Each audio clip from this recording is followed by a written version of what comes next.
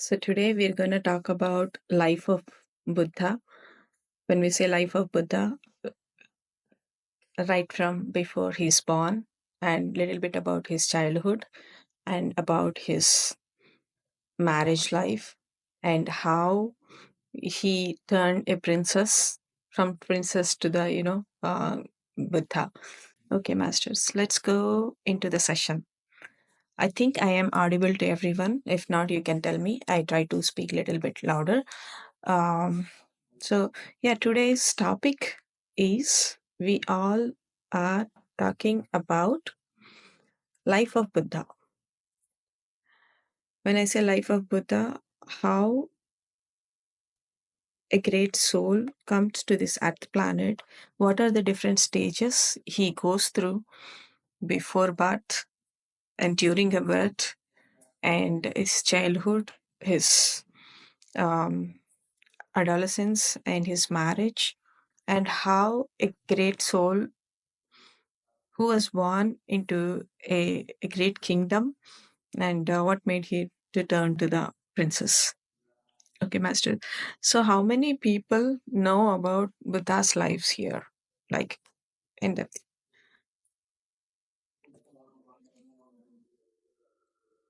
Okay, not a problem.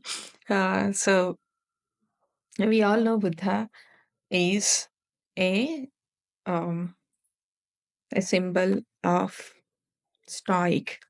Like when I say stoic, like he is not touched by anything, and he's completely an example of detachment.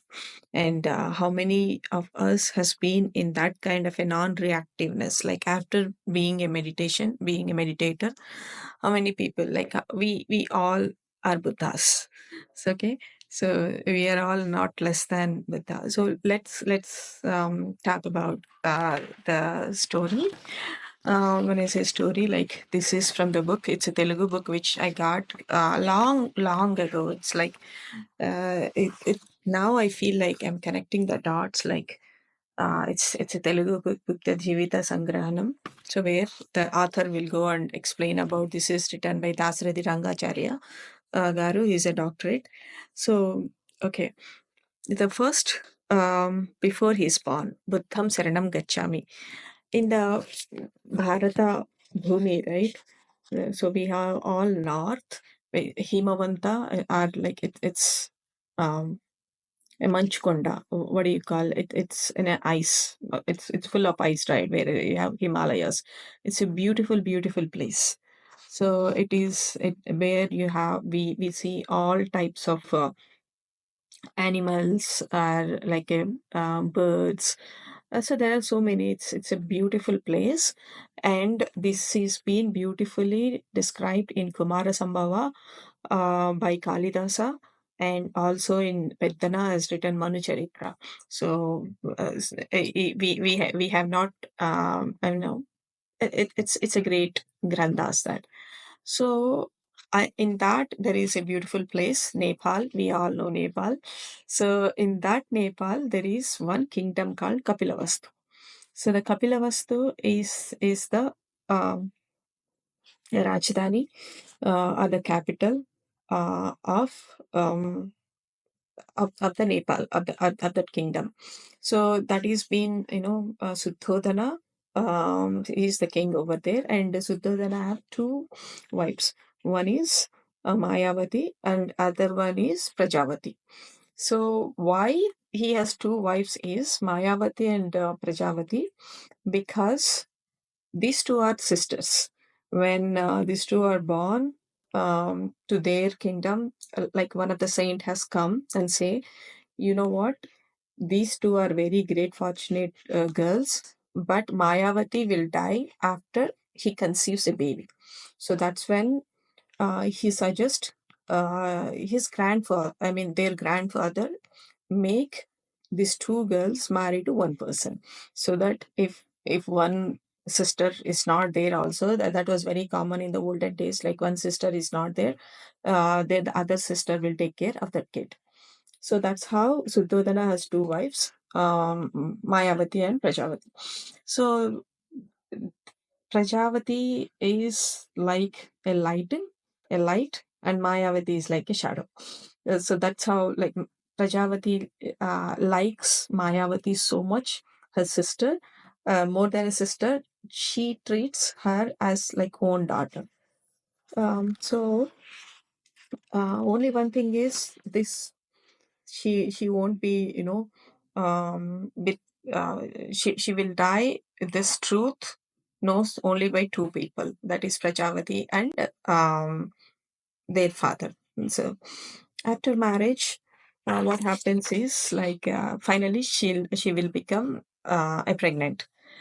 So the way before she's getting pregnant, she sees a beautiful, beautiful dream, where she will see a lot of angels are coming to her bedroom out of nowhere. Like, she can see angels coming from the wall, she can see angels coming from the small window, or she can see angels coming from everywhere, and they are giving lot of beautiful, beautiful, kind of, what do you call, beautiful fragrances. And she's seeing all roses, and the angels made her to sit on the bed. And she's completely amazed by that experience. And finally she sees a big elephant, a white elephant comes with a lotus. And finally she puts the lotus on her tummy, and, well, I mean, it goes inside the tummy. So that's her dream.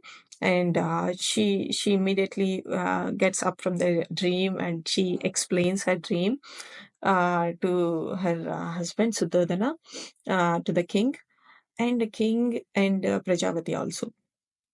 So everybody is so amazed by that experience. They don't know whether it's real, or it's kind of like, all dreams are astral travels, or she has been really taken to the other world, other realm, to make her ready for this divine pregnancy. So what happens is, the king is really, really amused, and she calls that Veda Panditas to, ask her what is the meaning of her dream and all. So the Veda Panditas, like all the astrologers at that time, so they analyze. They says, like, okay, give us a couple of days to go back, and um, yeah, to go back and come back with, to understand what it is. So the king could not resist himself to understand, like, what is, it's been there for her.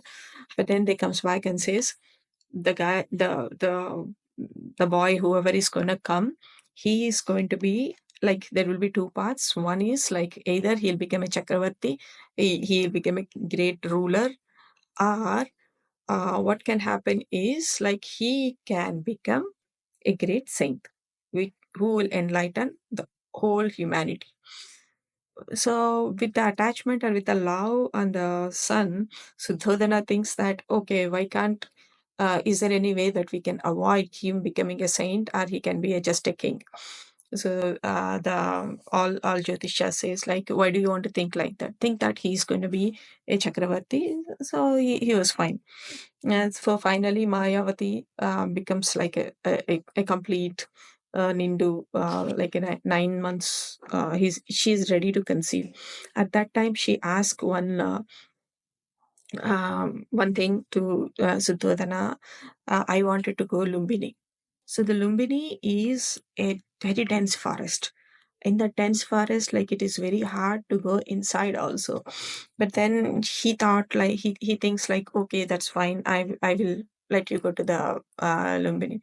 So she was carried in the palki, and she by in the mid of the way itself, she get the pains and all, she's not able to take, and then by walk only she will go, she will reach a place, like, the place is called, yeah, she will reach the place where she holds one tree, and then she becomes mother. So I missed one thing to say. When she becomes pregnant, Prajavati, everybody is so happy and they're doing celebrations, but Prajavati is so sad.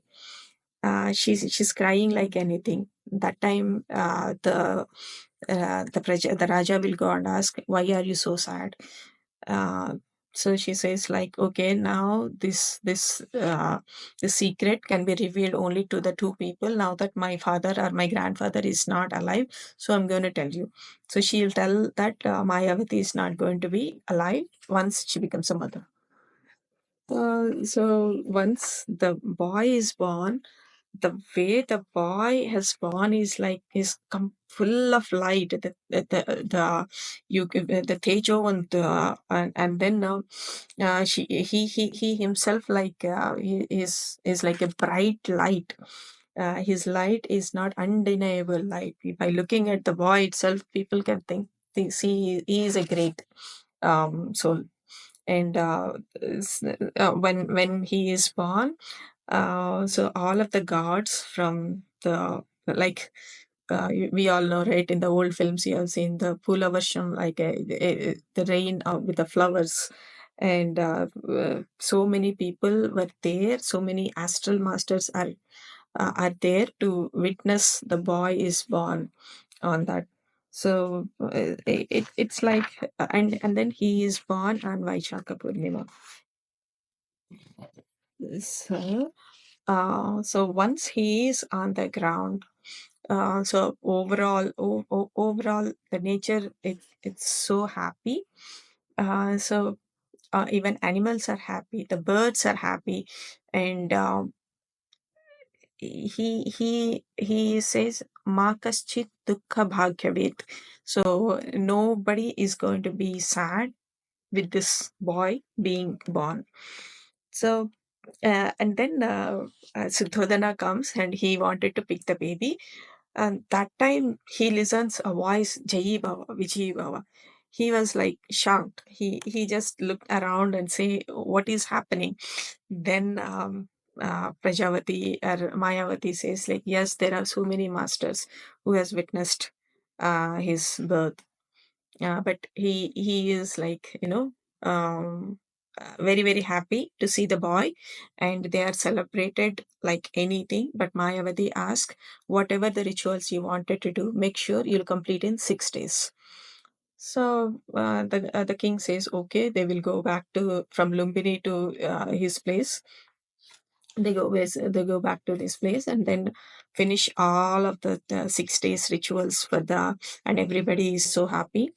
And overall the kingdom is like um, you know decorated so much. So the Jyotish, like once he is born, they will say this guy will remove all of the sorrow or sadness, and he brings lot of love, lot of patience, and sangajivanam, sahajivanam. That means like sajjana sangatya, all this. So and then his what do you call Kirti? Chandra Tararkam, his Kirti is going to be there like eternally. He is below. So this boy is born, and after at seventh day, his mother will die, and everybody will go into the sand. That time there is other Muni called Asita Muni. Asita Muni is a one who is a very very powerful person. He's he is always in his cave, and who is doing his in dhyana, and he is a person who can go to all lokas, all realms with his power. But then after this boy is born, that Asita Muni will find a light coming, a tejas is coming from somewhere. He is like he's trying to visualize or trying to understand where is this light is coming from. He will never open his eyes, but then he comes out of his cave and come outside and start walking towards the Rajabhavana. And he goes into like he goes and takes his shower standing just down below a big waterfall, and he don't even wipe. He will just start walking like that inside the Rajabhavana. And the king Suddhodana will ask, what is that, Prabhu, what can I do? He says like, hey, I wanted to see the boy. He comes inside, and as soon as he look at the boy, it's such a beautiful and emotional scene. Like he just takes his feet and put on his head, just like the Bahubali movie, what we have seen. And then he starts crying, he starts sobbing. And Raja asks, what happened? Why are you so sad? He says that this boy is going to become a light to the entire world. And I am sad because I'm not going to be alive at this moment to witness or to listen to his all his teachings. That's how Asita Muni says that. And then he goes away. But then, as a father, Suddhodana was not happy. He don't want his son to become uh, you know saint and all. So this is a perfect example of how our parents thinks about our kids. They have their soul plan, and we wanted them to be in this materialist world, or like in how we wanted to take them, right? So this is a perfect example of like how they bring their own plan, and no matter what, like how we wanted to take it in different directions, but still the kids will become what they will. So Asita Muni leaves, and then they name the boy as Gautam Siddhartha, and Prajapati also agrees that okay, this is nice. And then a little bit about uh, so Prajapati's other name is Gautami, so that's why he's called as Gautami Putra. I think many of the people know this one. So now also, if we go to Lumbini, there is a tree, and people say that Mayavati has given birth to the boy by holding that tree, and there is a one lake or Sarasu next to it.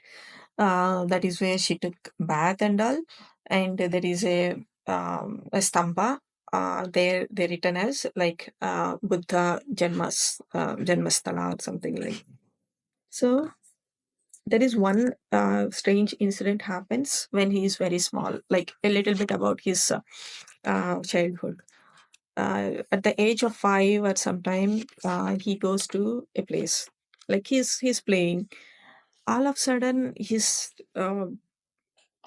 drishti changes. He start looking at everyone. What is this? What is this world? What is this people? What is this folks? And he sits there and start meditating. Like he just close his eyes, and everything changes. Like the sun moves from the east to the west, but the shadow what he has, it's not moving. So everybody feels like, oh, this is so much like it's completely a peculiar thing and all. They go and call their parents. Suddhodana and Prajavati comes and tap him, just say Siddhartha. Then suddenly he comes out, says like he hugs his mom. That's the power of mother's love. No matter what, like he's such a higher soul, or like comes to this world, like so. And that's what everybody's feel. This is something different. And Suddhodana don't want his boy to go to a other um, ashrams for the higher studies, right? If he goes everywhere, they will teach about vairagya, or this boy will see something which is really really not pleasing. Something it is also a kind of a um, uh, not a warning, a kind of a instruction from the all of the Jyotishas. No, don't let this boy see any kind of a painful situations or environment. So that makes him to little disturbed. So what he does is Suddhodana, he himself create as environment, or like um, that Vidya, bringing Vishwamitra, and make sure he will avoid all this Vairagya syllabus, just like he will cut all of the syllabus, which is not at all, which is not required, and he will bring only whatever is required. So one day Vishwamitra was telling his numbers like one, and then like yeah, one one is from 1 to 1 lakh, 100 lakhs will become 1 crore, 100 crores will become Sahati, 100 Sahatis become Ninnahati. He don't even tell that, but Siddhartha will start saying all these things. That makes him really, really surprised about, when did I teach you this one? Siddhartha will say, you taught me this all, um, not directly, but indirectly. So he feels very, very happy listening to that. And he says that Acharya Deva Bhava. So finally, Siddhartha will complete his studying and all. And finally, he comes back to the his kingdom. When he is in the Gurukula only, there is one incident happens is Sajiva Nyayam. So this is a perfect example of non-violence thing. So he has one cousin. His name is Devadatta. So at that time, hunting is pretty much a part of Rajniti. So there is one beautiful swan standing near a water pool. And this Devadatta, what he does is he puts an arrow. It hits the a wing, and that swan starts crying and all. Immediately he will go and pick that up, and Devadatta comes like, hey, as per Rajniti, whoever hits the animal, that animal belongs to him. But Siddhartha, what he says is, whoever protects the animal, that is where it belongs to him. Sahajivanam. So they both will go to king, and king will say, okay, this let us go to a court, where court will decide to whom this belongs to. So they are all of the people, like as per Dharma Shastra, whatever Siddhartha was saying, it's completely a out of box thing. He says that it is not the person who is killing, it is the person who is giving the life. That is where he is the owner. So they will take some time, 1 week or 1 week time. Meanwhile, Siddhartha will, make that animal come back with nicely. Finally, they give a verdict like, okay, this is belongs to. So that is where it ahimsa comes the very first time in the place. At that time, when as per Rajniti, like whatever, like hunting is pretty common. So he's very happy on that one.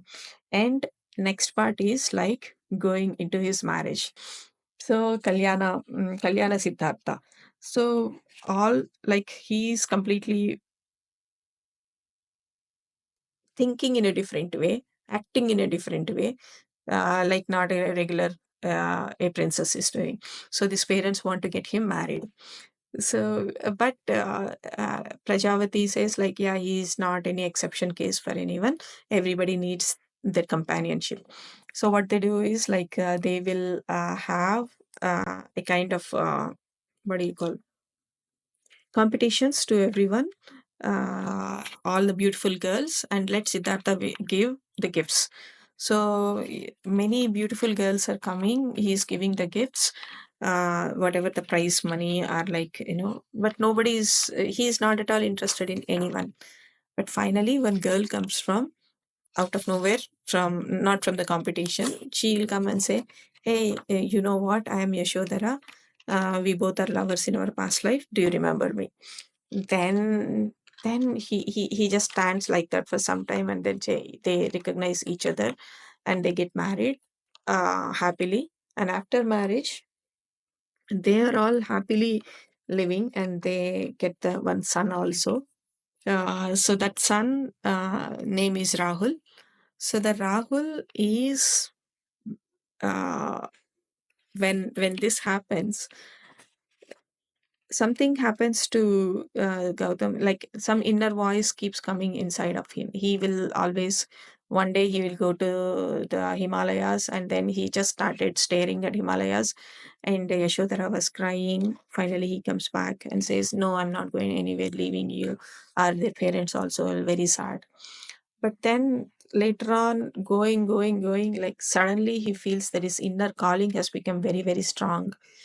There is something is calling him outside.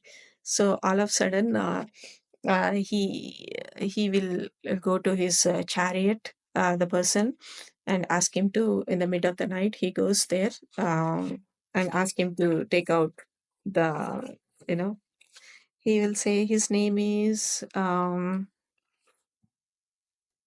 yeah, yeah, I'm not finding his name. Yeah, Chenna. Chenna, he says, Chenna, get the chariot. He says, no, I don't want to do that. No, he says, like, it is very night, and then if we open the main door, everybody will wake up. But somehow they get out of it. Before that, he goes to um, a ride where he sees one old man who has a disease. Then it disturbs him. Do I also get a, diseases? Me and Yashodhara also will cry. And then and then he sees one old woman. So these are the trigger points for him to see why people are so sad, what makes him people sad. And then he goes out of this. He leaves the Rajbhavana at the mid of the night. He just, before going out, he just go and see the Yashodhara and the kids sleeping. He feels like, okay, that's the time he has to go out. So he go out, and he goes to a place called, okay, Girivajram. Girivajram is a place where so many people were doing tapasya or penance very, very rigorously. One person is standing on one feet, and other person has split his tongue and doing. He asked, why do you want to do this in such a tough way? They ask, okay, tapasya is like, has to happen in a tough way, but he don't feel like that's how it needs to be. um, so he leave that place. And then when one incident happens, like ahimsa. Once he's walking, he see a guy who is taking all of his um, uh, sheeps, 100 or 1,000 sheeps for a bali and all, where there is one of the king who is doing something good for him. Then he goes there, and he picks up one of the sheep whose leg is not well, and then he goes to that Maharaja, and he starts his upanyasa saying that out of all, the life is the valuable one, and we don't have a right to kill an animal for our good. So Mahimsya Sarva Bhutani. So he says any Veda did not say to kill or do the violence to any kind of a life. So that is where the Ahimsa also has started, right from the Buddha. Before, like, he gives his all of his discourses to Bimbasura. He's the king. The king says, like, yes, you're right, and he agrees not to kill those animals, and that's how he changed Bimbasura. So far he did not enlighten. He's still in the process of getting the enlightenment. And then he goes to Gaya. So right now, whatever it is called Uruvela, and that is where the Buddha Gaya. So he still don't find his answers. He wanted to leave all of the food, and he is just on his breath. And by the time there are certain followers are coming behind him, and so he was like so much. He's completely deprived of the food, and he lost his weight. At that time, there were some people were singing a song. That song is about, for any musical instrument, if the string is if you're pulling the string very tight, that means there is no ragas concert. At the same time, if the string is very loose also, that means it won't work. So it hits him. That means he's stretching his body too much, and then he feels like, okay, he wants to eat some food. That time there is one person called Sujata, gets payasam, Actually, she was worshipping all of the nature gods to become a pregnant. Finally, she becomes a pregnant. So she gets a payasam. And for her, the Gautam Buddha looks like a Vanadevata. So she comes and offers that payasam because he has not eaten so much, so many days. He starts eating the payasam when if that is happening, and he really enjoys that. He says that this is so tasty. How can you make it so tasty? She says, she explains that how she made that payasam and all, which is like she ate out of 8 cows. She feeds that 3 to 4 cows milk to the 2 cows out of those. Like she has actually did a refined process, and finally make the milk is really really delicious, and make that payasam. So looking at this, the Siddhartha's followers, like whose shishas were there, they leave. They think eating is not right when you are doing it. So that's where, like in the PSSM also, there is no hard and fast rules. There is nothing that you have to fast yourself. Do it accordingly and listen to your body. If your body is really demanding food, just take the food. If you feel like you don't need a food, yeah, don't take it. So Patri sir has given a nice, very nice, um, what do you call, how do you lose energy, in one of the book, giving too much of food or not giving enough food also. So that's when, like, Siddhartha realizes at this time when he's doing. So he asked, like, okay, are you a princess? She said, Sujata says, no, no, no, I am a golla who takes care of the sheep. But he says, like, no, no, you are like really a goddess to me. So again, he starts his tapasya. 75 on the 57th day on Vaishaka Purnami, there was a full moon. At the full moon, so everybody, when this is happening, one interesting thing happens. Whenever something is good is happening, and the bad is trying to oppose it. When this is happening, there is one Dushtadevata. His name, he tries to send all of this Kama, Krodha, Lobha, Moha. His name is Marudu. Marudu tries all, but Siddhartha wouldn't get affected, and finally Mara will go to his own world. Again, he cries because the light is coming, the darkness is getting ended. That's how whenever we try to do a good thing, there are certain forces which try to stop and which try to uh, deviate, so that Marudu will go away at that time. So once that is done, then this is the time of enlightenment, my dear masters. When the enlightenment is happening in the early in the morning, fourth in the fourth hour, the Amrita Jyoti, like a luminous light, sees in the sky, where all animals, all kingdoms started looking at this, at that bright light, and then it came, it entered. So once it entered, like he feels like that's where his enlightenment happens.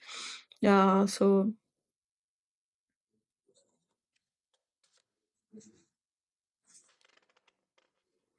once he enlightened, he was there under that Bodhi Vriksha one one week. So once after he enlightened, he is the one who has given the Ashtanga Vidhanam. In that Ashtanga Vidhanam, I think eightfold path, Sai Kumar sir has given this, and they do Samyak Drishti, Samyak Sankalpam, Samyak Vachanam, Samyak Karma, Samyak Jivanam, Samyak Krishi, Samyak Smriti, Samyak Samadhi. So this is the eightfold path. I'm not going into the eightfold path, but eightfold path has come right after, I mean, after Buddha has enlightened. So this is about enlightenment. So after this, he starts going and, taking bhiksha from different folks and making his life. So out of that, yeah, there are finally, I just wanted to, um the way how he has did this also, like once he was going to bhiksha, there is one guy who gives you 100 gold coins. He just says like, no, I don't want the wealth. He returns that. But then he goes to the next one, and the other person gives him 3 gold coins. This time he accepts, because there was a other, like a person who is in need was standing next to him. He takes the 3 coins and he gives all the 3 coins to that person. So what is trying to say here is, if there is somebody in need, it is okay to take whatever we're getting and make it, you know give it to other person. That's one story about from this Rikshatana. There is other story. He goes to one person, one lady, who comes with again payasam. He asks, "Are you Sujata?" She's not Sujata, but she's so happy. Oh, if you are giving me a name of Sujata, I'll be so happy. He asked, "How do you know that I'm coming? I like payasam." She says that, "Swami, you are the one who came to my dream and asked me to do this." So that's again one more, you know, a very close story of how, uh, with the people who are with that dusty, who can, this is all the time. And then last thing is like when after he becomes Buddha, Suddhodana, the father, this is a very, very interesting part. Final. Suddhodana, the father, calls him, invites him, and he agrees the invite, and he enters into his kingdom. And painful, maybe I should not use that. In his own kingdom, he'll be doing this bhikshatana. Everybody will look at it. Everybody will feel bad, or everybody, like Suddhodana was like, he's also like, he don't know what to say, because he's a prince and he's begging in his own kingdom. So he invites, finally he comes to his own kingdom, and then the father asks him, uh, you want to come? He says like, no, I am like sannyasi, I don't want. Okay, he goes back. This time he will be very proud father. He will think that, okay, whatever he wanted to achieve, he has achieved in his lifetime. So he comes to his kingdom, and it's a time he has to meet the Yashodhara. First day Yashodhara won't come. Second day Yashodhara is not there. Third day is also, but then he only, mm, tells or send a message that, okay, I'm coming. Then finally he sees the Yashodhara and his son Rahul walking. It's a very, very interesting conversation. I haven't read the Yashodhara book, but I really wanted to read that also one time. So finally she arrives. She arrives. She do the Padabi Vandanam. Um, he asks, "Why are you so late?" She says, "Yes, 7 years."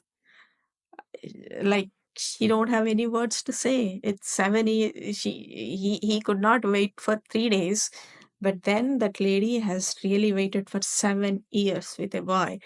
And then they were all very silent. They are just looking at each other. And then Rahul, like, he is not calling Rahul as son, and Rahul don't know his father. But then she says like, okay, he is your father. Um, yeah, Buddha calls Yashodhara. She says, "Do you still remember my name?" He says, "Are you angry on me?" Um, So she says like, okay, whoever got married, he himself like left me, on whom I should get uh, angry. So Bhagavan, we are ignorant folks. We don't know anything. So we don't know anything, but why do you have to leave a Rajagruham at the mid of the night without telling anyone? Why couldn't you do this in the morning time, telling everyone? Then he says like, Sadhvi, prema bandham, it's very, very, very strong. So it is very emotional. So I'm afraid that I cannot uh, you know mm, leave you and go. So that's where I have to, run away mid of the night. Um, then she says, see, if this is what made entire Rajaprasthana to go into a sadness for so many days. So because I am the one who is most affected one, I wanted to ask one request. Do not give sannyasis to anyone without asking their parents. Then Gautam Buddha said, yeah, that is a very right ask. I would do that. I will not do. So then she asked one more question. Don't feel otherwise. I'm just asking whatever is there. I don't want to come with you also. But um, in our past life, uh, we both know our past lives, and then the marriage has happened in front of everyone. So you loved me so much, so it's all like, there is nothing like you did not love me. Then she says like, there is no answers for every question in this world, my dear Yashodhara. So Yashodhara says like, okay, Bhagavan, Rahul is your son. uh, you have to answer this question. So because he takes your lineage, so he is your son from now onwards. Do you want to take him along with you? Um, so she turns to the son and says, your dad will not ask you or call you to come with you, but still you have to go. That's how she is. Rahul says, okay, ready. Um, So, and then she again says, I have lot of questions, but where you will not have any answers. So you have done tapasya for 6 years, and then I have done 7 years at home. I have also enlightened, but I'm not a sannyasi. But what she says is, I am going to take care of the responsibilities of this kingdom once the father-in-law is getting old. So then she do the Padavivandanam to Buddha, and she's like, Buddham Sharanam Gacchami, Sangam Sharanam Gacchami, Dharmam Sharanam Gacchami. That is where she'll just stand, uh, just witnessing the Rahul was leaving. But then Rahul comes back and hugs, saying, Mother. Uh, that is when Buddha will come and hold his hand and takes him along with him. That's when she feels happy that okay, now her task of giving, this is all looks like, if there is so much to interpret and behind that, but it is just like a story I have narrated. um Everything's like, how do we have to be detached from the thing, but do we really have to go, leaving all the samsara and in the kingdom for attain this? Buddha has no answers at that time, but no need. That is where the PSSMR Patrisar always says that middle path, you can still be spiritual and be in this world of samsara. Okay, masters, this is the overall story of Buddha from this book I have narrated. I hope you enjoyed. If you have any questions or anything that you want to ask or share, about the story, please feel free to come and share. Looks like everybody have nobody have any questions or anything. Okay, thank you. Okay, thank you, masters. Yeah, overall, Buddha's overall journey, right from beginning, he is definitely a Karana Janma, where a lot of astral masters knows, and then there was an inner calling. So he lot of all of us also have a lot of intuitions will be coming where there is inner callings. Like how do we not get distracted with the mind, and it always, believing the intuitions is the right thing. Sometimes it feels completely stupid, but having our intuitions or a heart center is the one which helps us to evolve spiritually. So this is a beautiful story of Buddha, from all of the stages, and at the end, how it has been, they made it very, very, it's not, it must be a very emotional thing. In Yashodhara book also, Yashodhara will give her perspective, how she is enlightened listening to the other stories, and these are nothing but Yashodhara is Lakshmi Mata. She has taken in this lifetime to support. Okay, thank you, masters.